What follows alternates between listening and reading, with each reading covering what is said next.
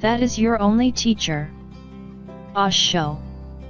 Although the twin flame connection is the most difficult to navigate, there is one secret to breaking the pattern of the runner and chaser and changing the direction of the relationship forever.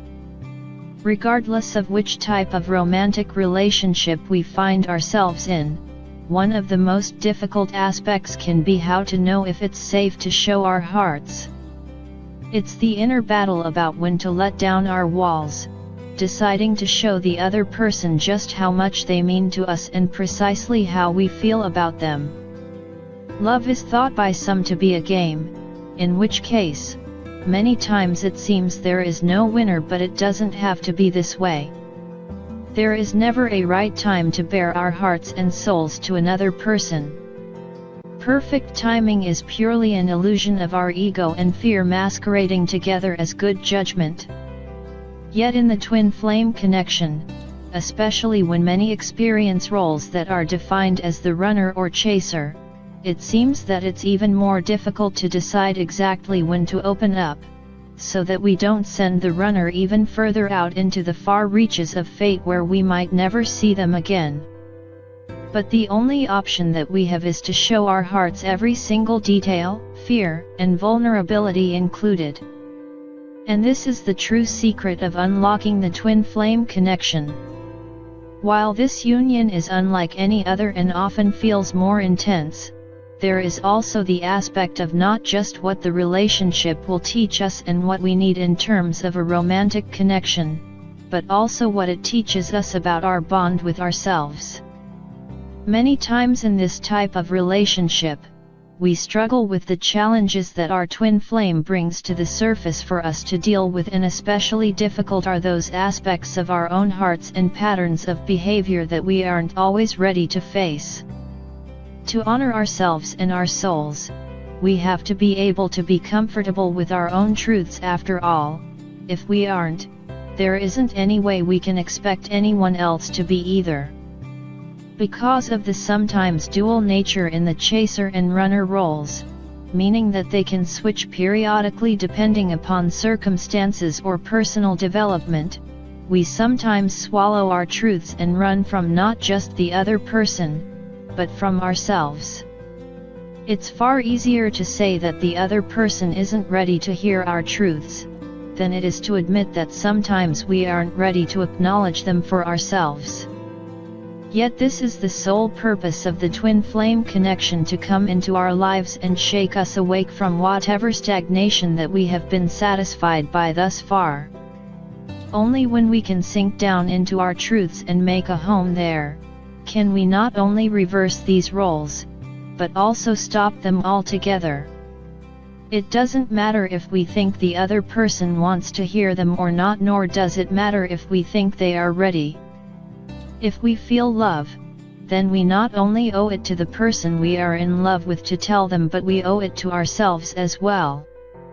When we can simply be comfortable enough in our own emotional realm to express our feelings and desires from a place of non-judgmental thought and no set standard of expectations, then we have reached the pivotal moment when we have allowed our twin flame connection to raise us to a higher vibrational frequency.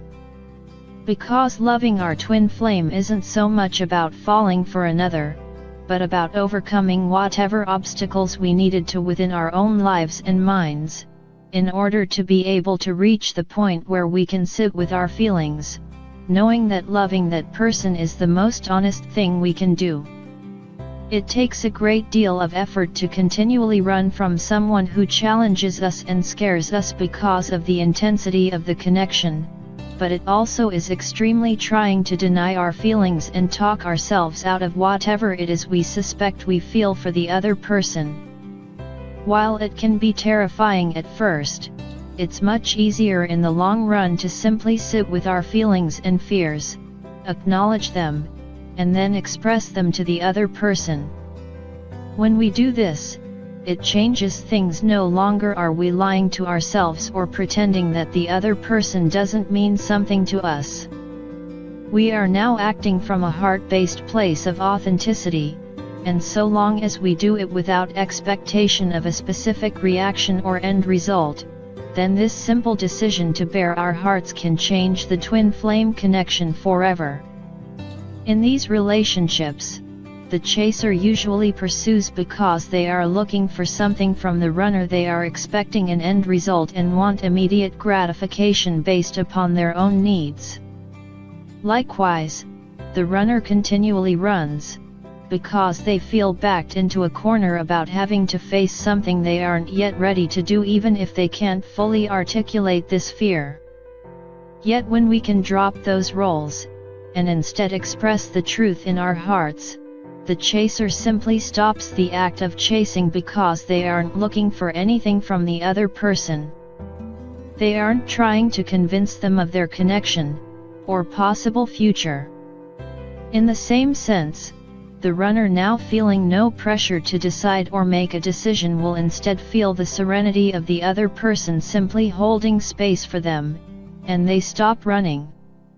Because when we stop running from ourselves and withholding our truth, then we also lose the need to chase someone in order to validate whatever it is we were scared of in the first place.